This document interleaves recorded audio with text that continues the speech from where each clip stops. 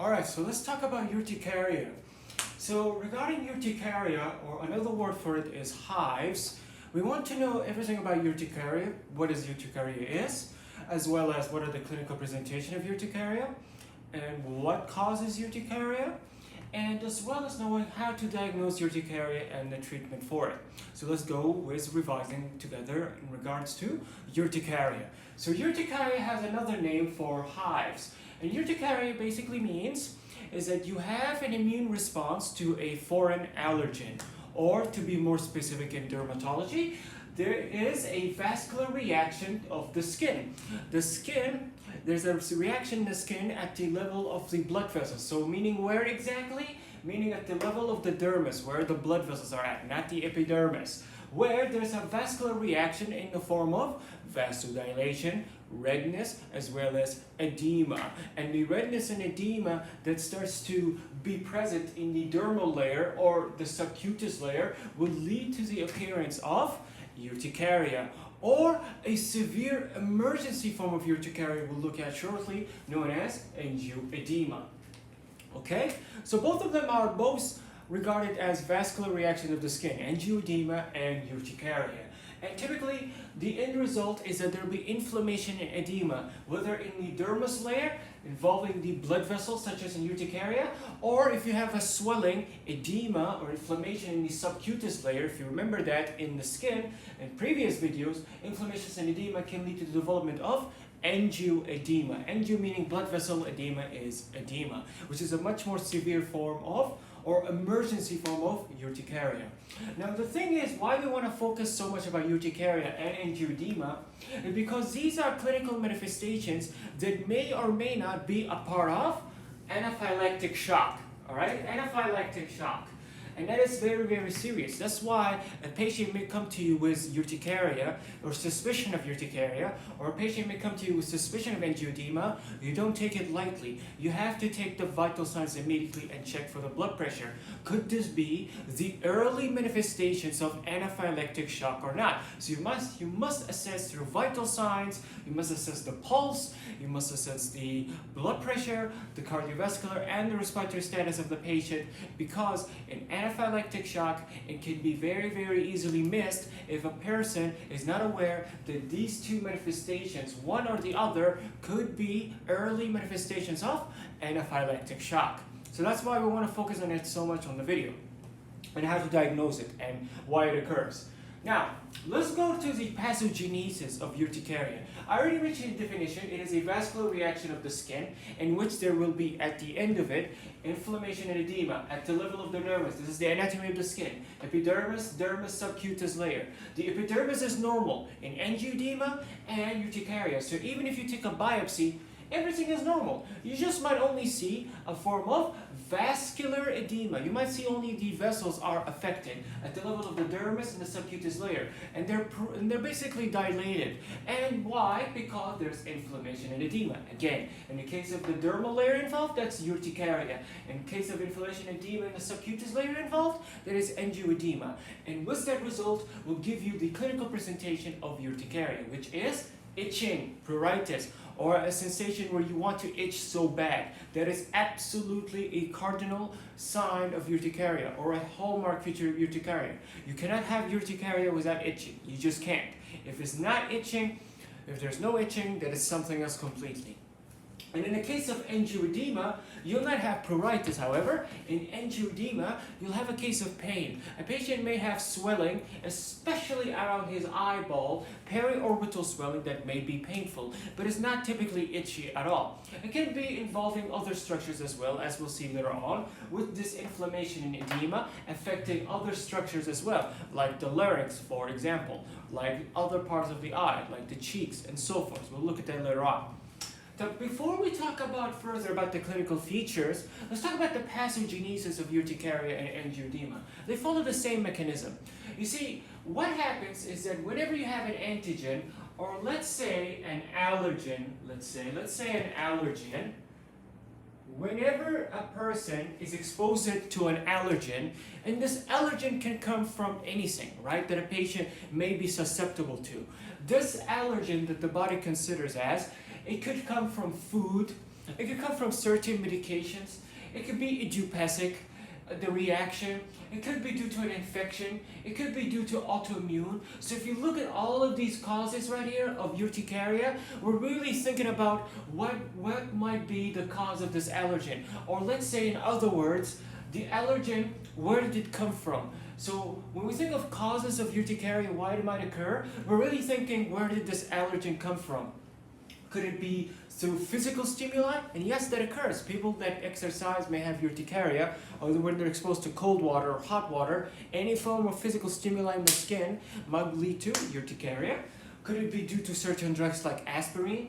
Could it be idiopathic? Could it be infectious? Could be food? Whatever. Whatever the cause might be, the end result is there's an allergen. And this allergen basically is not taken lightly by your immune cell. So we have an immune cell here. This is the first response. We have an immune cell here that will gobble up the antigen that it considers an allergen. It will gobble up the allergen, all right, and it will present this allergen to a T lymphocyte. It will present it to a T lymphocyte, or what they call it as a a T helper cell, okay? Now you see, it will present it in the form of antigen presentation.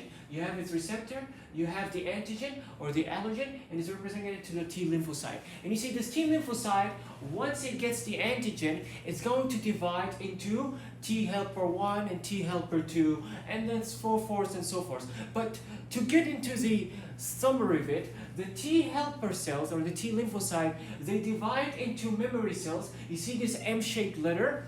They can divide into memory cells, and they can also divide into T helper 2 cells, which are basically helps in giving you eventually B cells. And the B cells are the one that produce antibodies, a variety of antibodies. For this reaction, the T lymphocyte will produce memory cells, so it will remember this allergen next time, and it will also subdivide into B cells in the end, so that the B cell can produce this Y-shaped logo, which is specifically your IgE. And that's what it wants to produce, right? It wants to produce your IgE, which is a specific antibody against allergens. You see, this IgE is now produced, and now it's going to go to another immune cell. This specific immune cell in the blue color here, it is a mast cell, and it's going to be attached to it, all right? Now, once this IgE is attached to the mast cell, it will wait for the allergen. If the same allergen comes in contact with the skin again, like in this one right here, then the second response will occur, and it will be very, very quick, relatively speaking. So once an allergen comes in contact with the IgE, you see the IgE acts like a key. It's going to unlock the car being the mast cell. So the mast cell will be activated, and it will be what they call it as degranulation. You see, the mast cell, once they're activated by IgE, because it's attached to an allergen, it will degranulate. Basically, it will secrete what? It will degranulate or secrete histamine. Now, histamine comes from these mast cells. That's their source of production. And regarding histamine, if you remember, histamine is an inflammatory mediator. This is an inflammatory mediator that goes and binds to its receptors. There are 4 types of receptors. It could be H1, 2, 3, and 4.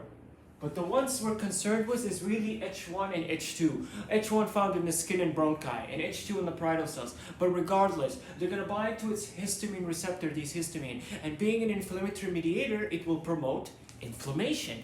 Now, the thing is, histamine, it likes to target, to do its action, it likes to target the blood vessels, especially the capillaries. So in regards to the skin, where will this reaction occur? Where areas where blood vessels are present.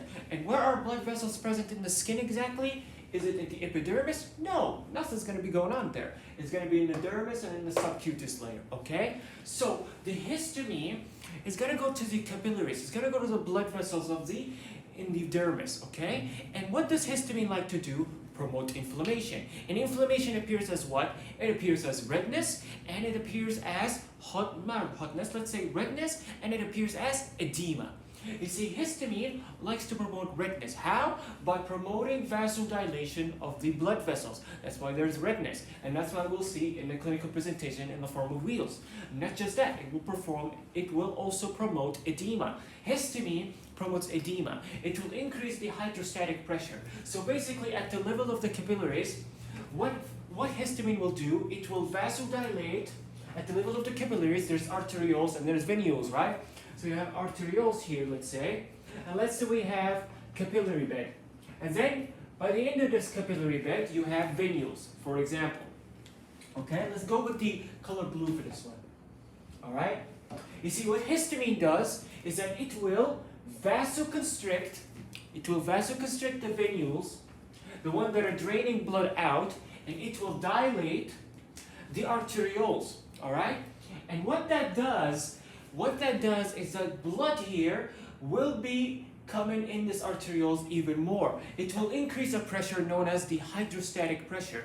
This basically means is that the hydrostatic pressure will be high. More blood will be coming here. And if more blood will be coming here, then this can lead to the development of edema due to the increase of hydrostatic pressure from dilating this arteriole as well as constricting the venules, not allowing blood to be drained. So now blood being retained here, water can flow and water can follow, and of course it can follow outside, and this can lead to the development of edema. Because typically what happens with blood, they have a lot of solutes. Solutes can exchange to this direction, water can go out, and you'll have edema. Okay? So that's the swelling that occurs here. You'll have edema at the layer of the dermis, or you can have edema at the subcutaneous layer, and that gives you different clinical manifestation. You see, with histamine promoting inflammation and promoting redness and edema, along with that, it will also promote itching. That is the characteristic feature of urticaria. There's pruritus. That is histamine. Histamine directly causes itching. Okay? So now you add all of that together, you will now have the clinical presentation of urticaria. With inflammation at the dermis layer, like the deep dermis layer, involving the blood vessels from histamine, you will now have the clinical presentation of urticaria. And what is the clinical presentation of urticaria? Which is subdivided into acute or chronic. The only difference between acute or chronic is the duration, really. Regardless of their duration, the clinical presentation is the same. And what is the clinical presentation of urticaria from histamine's action? Well, you'll have the presence of transient, itchy wheals. Alright, transient, itchy wheals. Wheals are raised lesions, alright? They will look like this picture, like this drawing right here. Basically, with the edema, it will cause elevation of the part of the skin. And with the inflammation promoting redness, you'll have wheals. Wheals are basically raised skin lesions or edematous skin lesions like this white background that are surrounded by halos of a red color, or they're surrounded by a circle of erythema. This reddish circle represents the erythema, and this whitish background represents the edematous part of the skin that's being raised. Why is this part of the skin raised? That is basically because of the edema, raising this part of the skin that is surrounded by its red halo. And together you can call this as wheals, which are characteristic lesions. Absolutely, once you see it, you'll never forget it. Characteristic features of urticaria. And these occur anywhere. They can occur in the neck, in the face, whichever it occurs, where this reaction occurs. Alright? And to summarize everything I mentioned in the pathogenesis for the immune cells, all of this can be summarized as a form of type 1 hypersensitivity reaction. Okay? Now, let's go back to the clinical feature. You'll have the presence of transient itchy wheals. Very itchy wheals thanks to histamine, but luckily or normally, they only last for 12 hours normally. So a patient may come with wheals. He may be at home and he's complaining something very itchy. And this itchy area tends to have a skin lesion. Oh, it's a wheal. Now the thing about wheals, they're transient, meaning they come suddenly, right? They develop and come suddenly in onset. However, their duration is normally short. They don't persist for more than 12 hours. And you see, the problem with this is that a patient, he may come to you complaining of itching.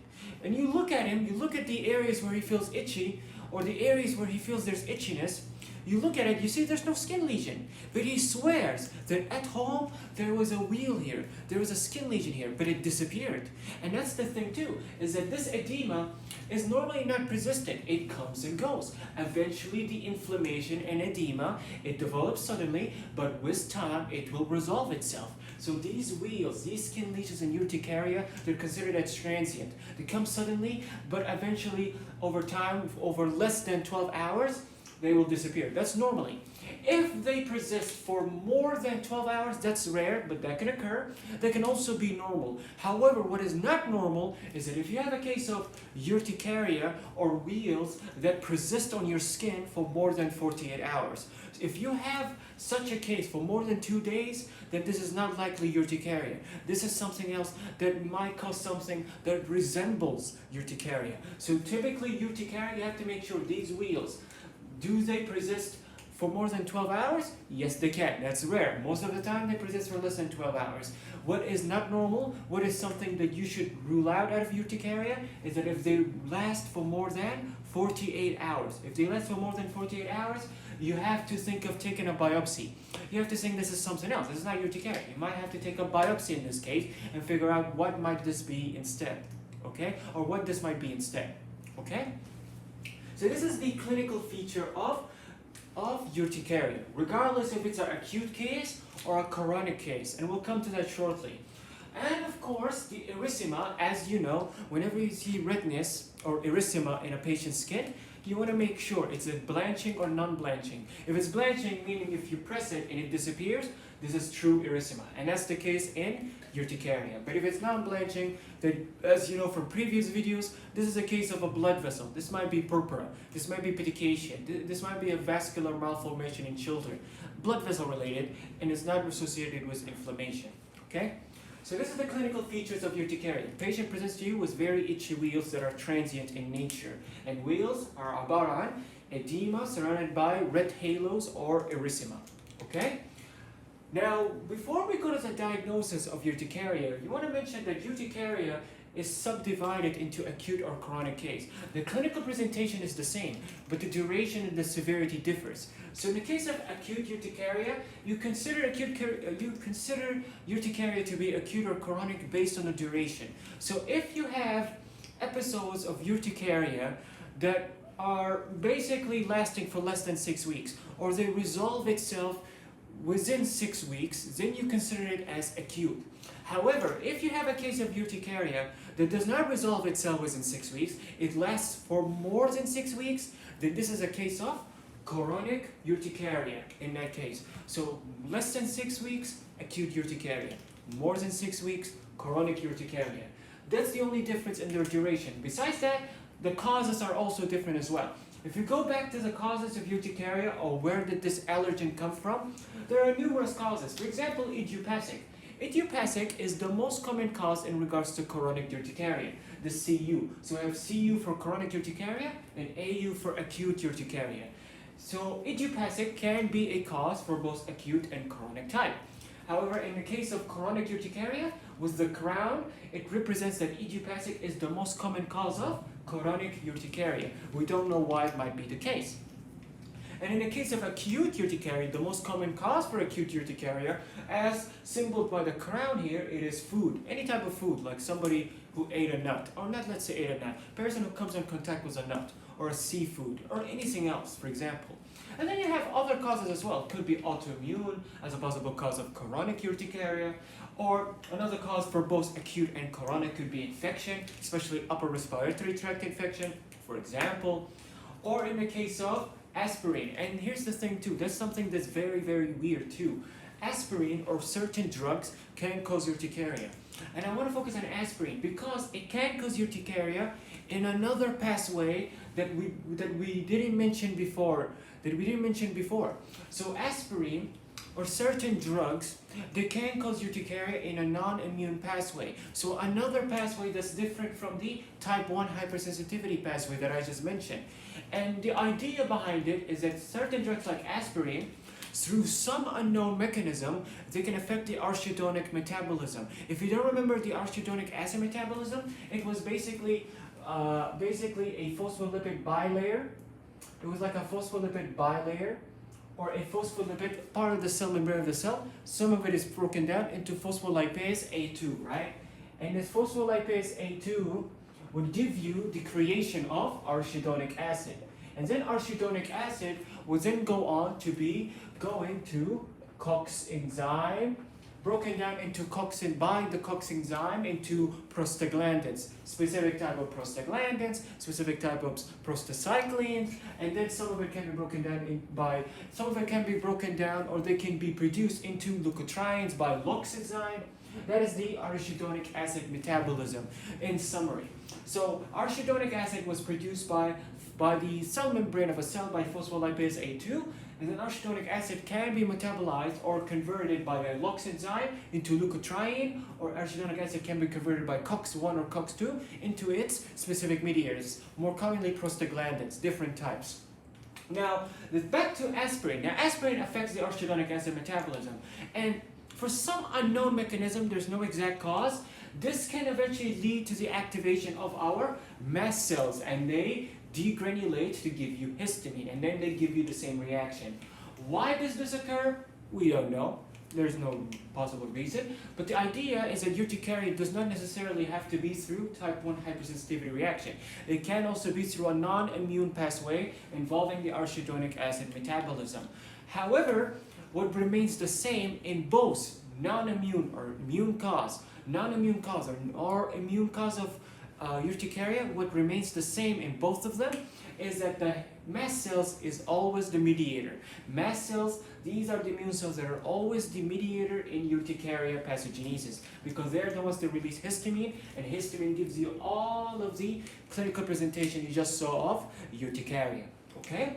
So I just wanted to mention that about aspirin as a possible or really non-immune mediated cause as a cause of chronic urticaria. And then the last one is physical stimuli that we mentioned before. Now, physical stimuli basically means, like we mentioned before, patient who comes in contact with their skin with hot water or cold water, or they exercise, or anything, any form of physical contact, right? And as a result, or really not just physical contact, any form of physical stimuli, like exercise. When for some reason this physical stimuli can lead to the development of urticaria very, very quickly. This basically means there can be activation of mast cells that release histamine, and there's development of urticaria. Again, cause is unknown, not really sure why that might occur, but that's one possible reason. And the most common form of physical stimuli, or let's say the most common form of physical urticaria, is something known as dermatographism. Dermatographism basically means if you have something you draw in your hand, for example, or something you rub on the skin. You bring anything and you rub it on the skin. If you rub it in the skin, there's an immediate reaction. There's immediate activation of the mast cells, releasing its granules or degranulating to release its histamine and immediately give you a urticarial reaction. So if you bring something and you rub it on the skin and it immediately gives you a urticaria as a clinical presentation, this is known as dermatographism, and this is a diagnostic sign of physical urticaria. Once you rule out everything else, this is the only possible cause, then you consider it as a physical urticaria, which is basically a exclusive cause for chronic urticaria and not acute urticaria. Okay, a diagnostic sign for it. So the most common form of physical stimuli is known as dermatographism. The most common form of physical urticaria, the most common really appearance, let's say, of physical stimuli, how it might appear as. And in general, this can be a cause of chronic urticaria. Why a patient might have urticaria for more than 6 weeks. Okay? So I just want to mention all the causes of urticaria. Some are exclusive to chronic urticaria, some are pertaining to acute urticaria, and there's some causes that can be both involved in acute and chronic urticaria. But remember, the clinical presentation is always the same. The difference is in the duration, okay? That's pretty much it. And besides that, the severity, but really the duration. So now that we got the clinical feature of urticaria out of the way, what about prognosis? Well, prognosis is pretty good for urticaria because it maybe lasts for a couple of years. Yani, urticaria, by the way, is so common. Yani, anybody could get it. Yani, and not everybody can get it, but anybody can get it. And the thing about it, it could last for a couple of years. Maybe there are certain types, like we mentioned before, chronic urticaria, that can be irritating, where it has a bad prognosis, because it can affect the patient's quality of life, right? Because it can present with itching. Maybe the wheals are not a problem, but at least the constant itching is bothersome for the patient. So that can have a bad prognosis in regards to quality of life. But regardless, if a patient takes, like we will look at, antihistamine, If a patient takes antihistamine, then we'll be fine. There's not really much of a problem besides that, okay? That's regarding the prognosis of urticaria. Now, before I go to the diagnosis and the treatment, because the diagnosis and the treatment we're going to go through very, very quickly, and it's very, very logical. Before we go further with urticaria, let's look at its brother. Let's look at the emergency form of urticaria, which is angioedema. Now, angioedema is also a vascular reaction of the skin, and everything we mentioned in the pathogenesis, it is the same, but the difference in the case of angioedema, here, the manifestation of angioedema will not be pruritus, all right? That's number one. It will be in the form of pain. You'll have painful swelling, especially involving the face, especially periorbital swelling. If you look at pictures of angioedema, that's number one. And number two, in angioedema, the pathogenesis is the same, but there will be promotion of inflammation and edema at the level of the subcutaneous layer. Not the dermis, the subcutaneous layer, or at the very least the deep dermis and the subcutaneous layer. Regardless, it will be much more deeper than compared to urticaria. And in that case, in case of angioedema, patient will appear to you in the form of swelling, especially that affecting the face, like around the eyeball. And that's the clinical feature of angioedema. Really a swelling that can be anywhere too, not just around the face. It could be on the lips, could be on the tongue, and especially more dangerously, it could be in the larynx. Because you see, with promotion of soft tissue swelling, the swelling doesn't necessarily have to be in one area, right? It could be in the area of the neck. And if you have a soft tissue swelling in that area, the swelling can obstruct the larynx. That's a problem too, right? The larynx is basically a passway for air to travel through. So if there's a laryngeal obstruction, patient may come to you with a stridor, which is an abnormal breathing sound.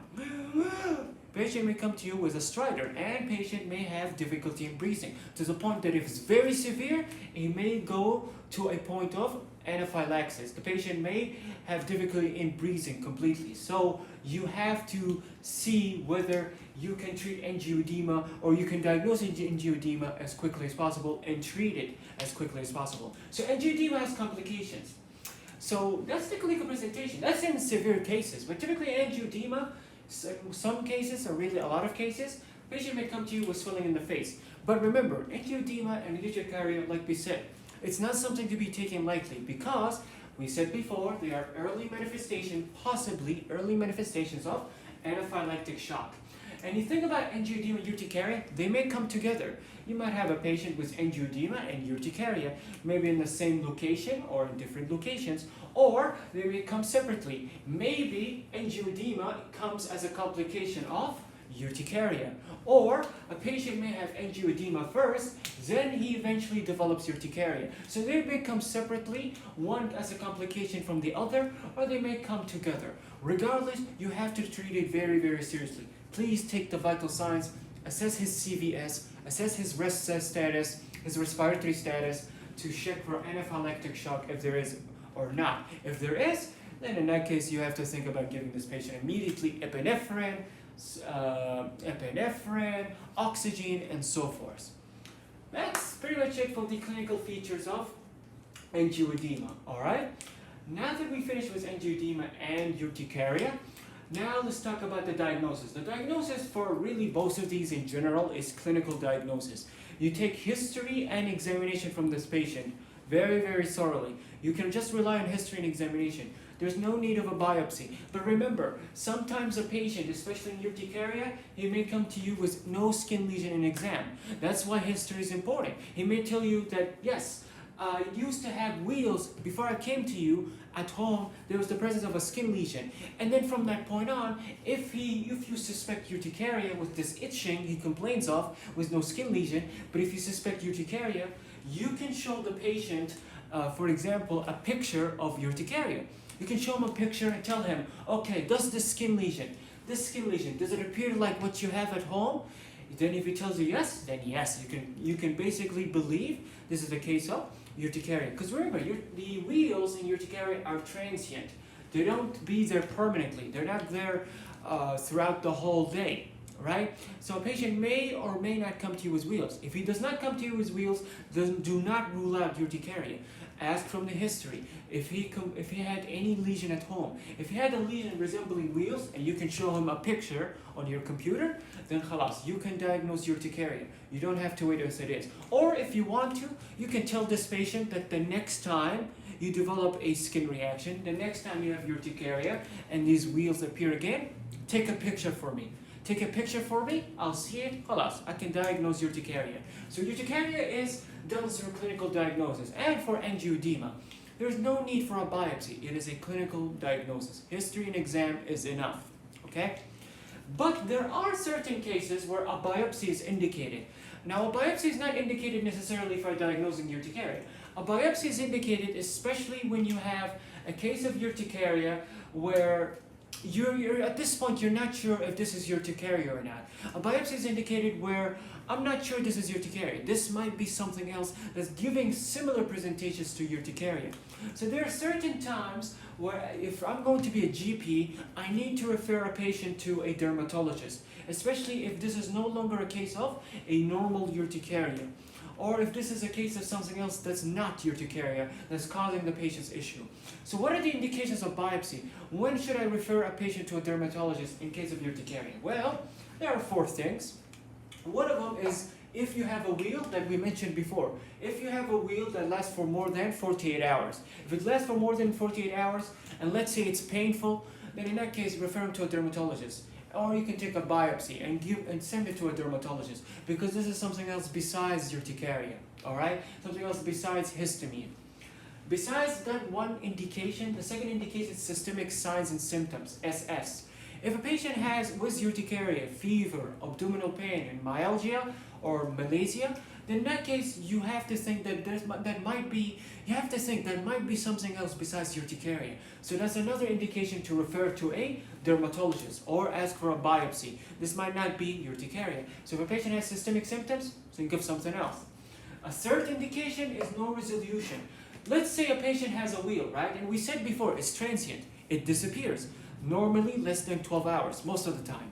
Then let's say the wheals, once it disappears, there's no resolution. Let's say part of the skin is hyperpigmented, like this one. Let's say the skin is pigmented or it's hyperpigmented. The wheals disappeared, but the skin where the wheal was at, like let's say this is a wheal. Let's say this wheal disappeared, and let's say it disappeared, but this part of the skin is still hyperpigmented. There's still pigmentation, even though the skin should return back to normal. It should return back to normal. So if there's no resolution in the skin in regards to pigmentation following a wheal attack, then you refer to a dermatologist or you ask for a biopsy. This might be something else. The fourth indication is if a patient has resistance to the treatment of urticaria or angioedema. But let's say more specifically, urticaria, okay? Now we can talk about the treatment. That is the fourth indication of when to ask for biopsy. If a patient has resistance to the treatment of urticaria, which we will now talk about. So remember the 4 indications: 48 hours, systemic symptoms, no resolution in regards to the skin. And the fourth indication is if a patient has urticaria and there is resistance to treatment. The treatment that is first line that we give to patients with urticaria, it does not work. There is resistance. It's not effective.